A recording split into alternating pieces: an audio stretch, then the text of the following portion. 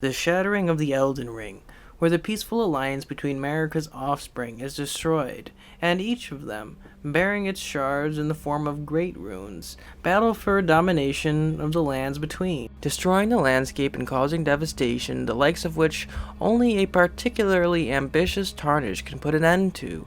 And in this tarnished path to glory, he destroys the demigods one by one, until he himself sits upon the Elden throne. But demigods aren't so easily killed, and the nature of the Golden Order and reincarnation further complicates things. The question is this: which of the demigods will return? It's important to note that in this universe, when characters refer to death or dying, they're referring to the process of their soul returning to the Air Tree, where after an indefinite amount of time they are reborn.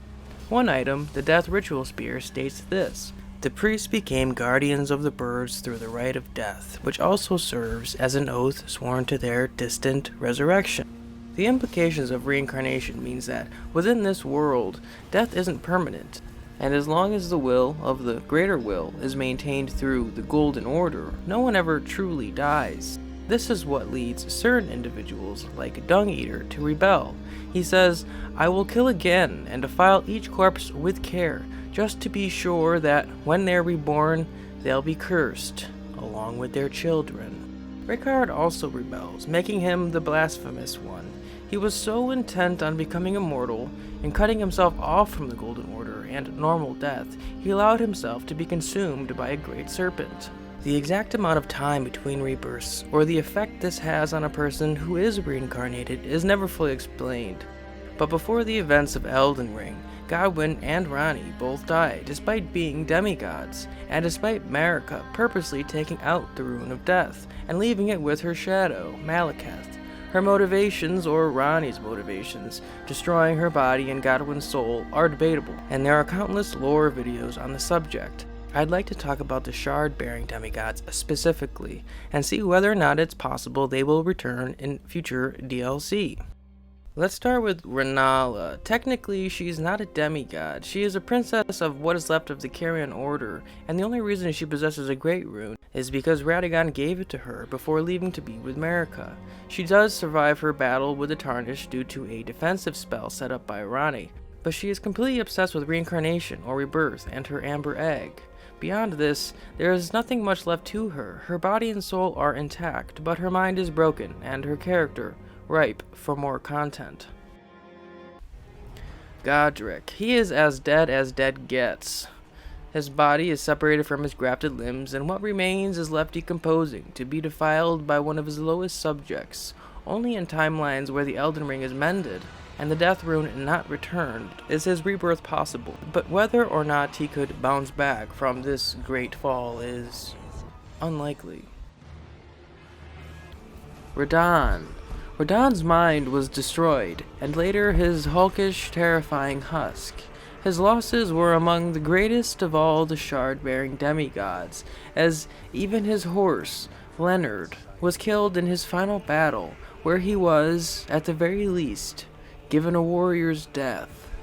But there is no evidence to suggest the Sealed God, or the god responsible for the Scarlet Rot, is interested in souls, and so it is likely Radon, like Godric, can still be reborn if the Death Rune is not mended with the Elden Ring. The Omen brothers Morgott and Moog. They were cursed by the Formless Mother, a blood-craving outer god. Their souls could never go to the Air Tree after death, as the Greater Will is an entirely different outer god. If the Formless Mother is interested in the souls of cursed offspring, Morgott's return may be possible, but Mohg is a much more terrible prospect, as it's very likely some part of him remains in his bloody bedchamber, or Michaela's cocoon.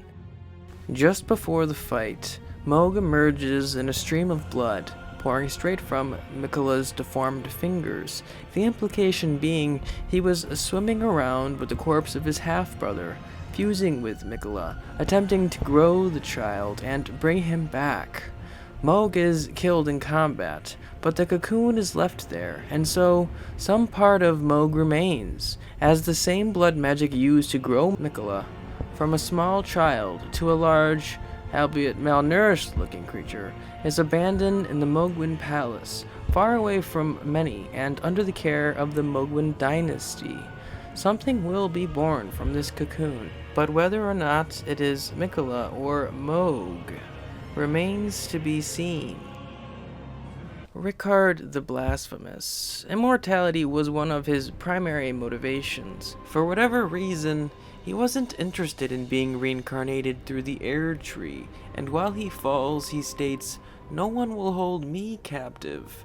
A serpent never dies." Ha ha ha. Tanith is later found chewing his face. It is very disturbing, but it's likely if she consumes enough of him, he will be able to regain control, and this serpent may very well slither the lance between, once again, Malenia. This is very interesting to look at, especially considering the Millicent storyline.